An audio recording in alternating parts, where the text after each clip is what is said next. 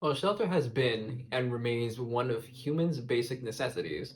In today's society, it is a commodity that many, unfortunately, cannot afford.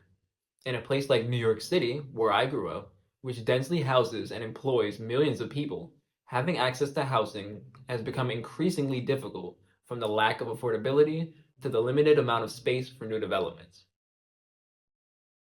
The project I submitted is a response to a conversation about adaptive reuse, which follows a proposal in 2023 by New York City's mayor to renovate underutilized office buildings into apartments in Midtown Manhattan.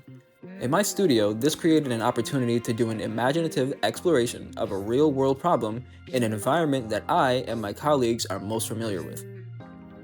The approach to the project began with a master plan, for us to understand and come up with an overall idea to revitalize one of the four city districts listed under the mayor's proposal. My group chose to work in the Garment District, which historically began as a manufacturing area and throughout time transitioned into an area with primarily commercial and office spaces. We noticed the area lacked livelihood, particularly outside of work hours, and decided to develop a strategy to bring life back into the district. On the outside, we visualized an imaginative connection between buildings featuring non-traditional rooftop spaces that coexist with the existing necessary mechanical infrastructure. This included a pool, parks, green spaces, sports courts, greenhouses, shops, and even land for farm animals. Of course, with no harm to the animals. Similarly, on the inside, a series of cooperative and entertainment spaces, including a climbing gym, a theater, co-working spaces, and vertical farming. The second part of the project required more specificity and intentionality, as we selected an existing underutilized office building to propose a redevelopment. Located on 7th Ave and 37th Street, our building of choice is an office building constructed in two segments that has office spaces listed for rent, an ideal candidate. The challenge, however, was the near 200 feet wide floor plates of the building up to the 17th floor, which far exceeds the 30 feet depth maximum for lighting needed to implement affordable housing.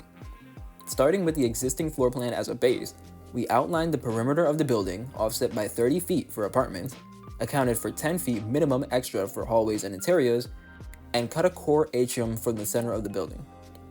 Not only would this solve the issue of lighting, it would allow for the removed square footage to be added on top of the building in the shape of two towers.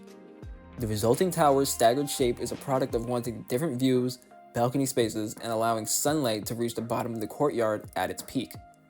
The final design ties back into our master concept, consisting of a ground level marketplace and courtyard for the first two floors, apartment units up to the 50th floor, with amenity spaces such as gyms, art, office, co-working, lounge, and public viewing spaces, and rooftop cafe and green roofs.